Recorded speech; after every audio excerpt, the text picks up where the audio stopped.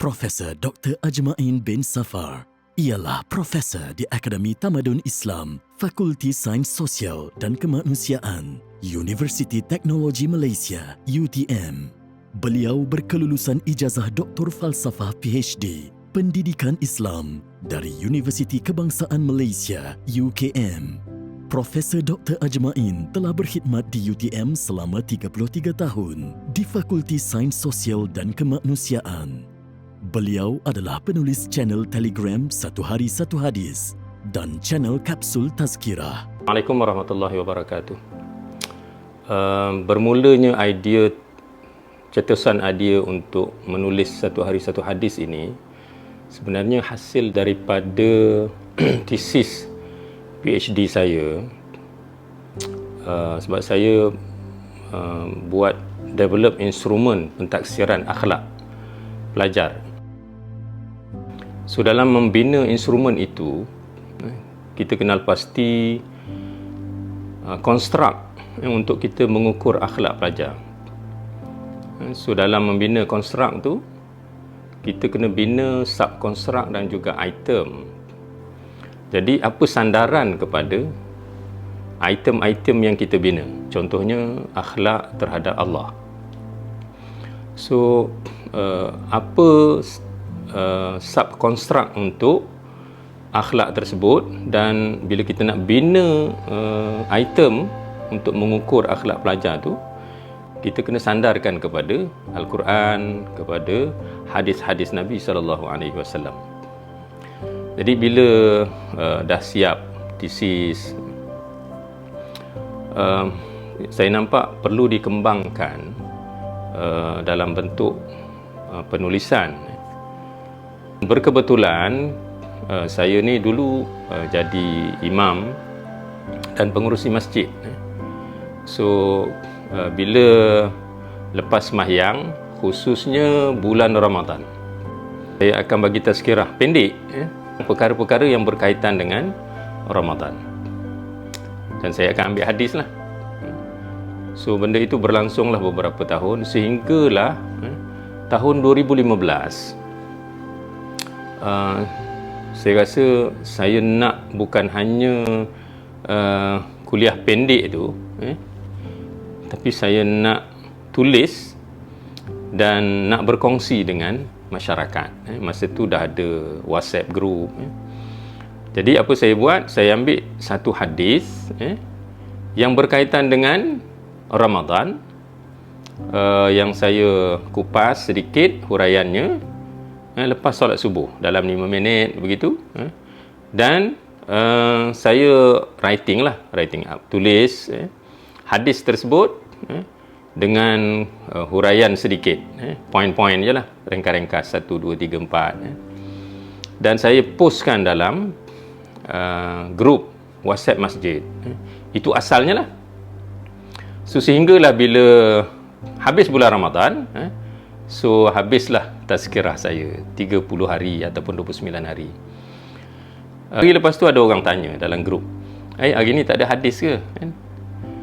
Jadi akhirnya saya kata, betul juga. So saya nak tulis teruslah, dan saya teruskan bermula daripada Ramadan 2015 sehinggalah sekarang. So dah masuk 8 tahun. Setiap hari saya akan post hadis ini. Satu hari saya jumpa Ustaz Haris Bain. So Ustaz Haris Bain kata, why not kamu buat channel menggunakan Telegram. Saya kata, macam mana tu? Saya pun masa tu tak tahu lagi apa tu Telegram. So dia pun ajar saya. So akhirnya saya create channel Telegram Satu Hari Satu Hadis, dan setiap hari saya post di situlah, dan link itu disebarkan ke merata lah. So, sampailah ke hari ini. Kemudian ada juga yang bertanya, tak ada ke yang dalam bentuk buku? So akhirnya saya pun buat dalam bentuk buku. Saya tulis, ini antara yang awal-awal lah yang saya buat dulu, sehingga ke hari ini dah masuk tahun ke-8. Alhamdulillah, Satu Hari Satu Hadis ini telah pun berjaya saya bukukan dan diterbitkan. So ada 8 buah buku, 8 jilid. Satu Hari Satu Hadis tu dia ada 8 jilid berdasarkan tema-tema tertentu. Kemudian ada satu lagi buku yang juga telah diterbitkan, Yayasan Dakwah Islamiah Malaysia, YADIM. Tajuk buku itu Muslim Paling Baik, yang dalamnya ada 111 hadis. Maknanya ada 9 buah buku yang telah diterbitkan, hasil daripada sepanjang 8 tahun, hampir 8 tahun saya menulis hadis ini. Dalam menghasilkan hadis ini, ada beberapa cabaran yang saya hadapi lah. Antaranya software hadis. Kita boleh rojok kitab, kita boleh rojok buku, tapi kita nak menyalin hadis itu, so akhirnya ada orang beritahu pada saya sebenarnya dah ada software hadis. Kebetulan pergi ke Indonesia, so saya dapat software ini, Ensiklopedia Hadis Kitab 9 Imam. So yang ini sebenarnya banyak membantu saya lah lepas tu. Yang kedua, bila kita nak konsisten menghantar satu hari satu hadis, cabaran juga untuk menyediakan hadis ini. Walaupun pernah berbincang dengan beberapa ikhwah, dengan beberapa rakan-rakan asatizah, so akhirnya saya buat jugalah. Saya buat juga sendiri. Saya akan buat hadis ini, cari masa, kadang-kadang buat 4 atau 5 sekali, dan saya akan masukkan dalam bank hadis tu lah, dalam bank, yang bila sampai tarikh tu saya akan terus post. Mungkin orang rasa macam mudah kan, tapi alhamdulillah lama-lama tu dia dah jadi macam kebiasaan yang kita rasa bukanlah tak susah, tapi mudahlah untuk kita buat. Dan satu lagi cabarannya, betul lah bila kita copy paste ni kadang-kadang ada yang tertinggal, huruf tertinggal.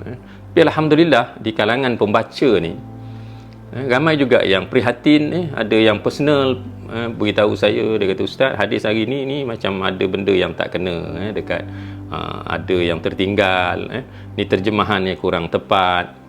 Alhamdulillah ada yang prihatin, dan kita akan edit balik lah. Dulu saya post lepas subuh, tapi ada orang beritahu saya, dia kata, "Ustaz, kami nak baca untuk tazkirah subuh, jadi boleh tak post tu sebelum subuh?" Dan post tu bukan hanya dekat channel Satu Hari Satu Hadis, so saya juga post kepada grup-grup yang lain, dalam WhatsApp group, Telegram group, yang saya dimasukkan sebahagiannya tu oleh orang lain, yang tujuannya supaya saya boleh post hadis setiap hari dekat situ.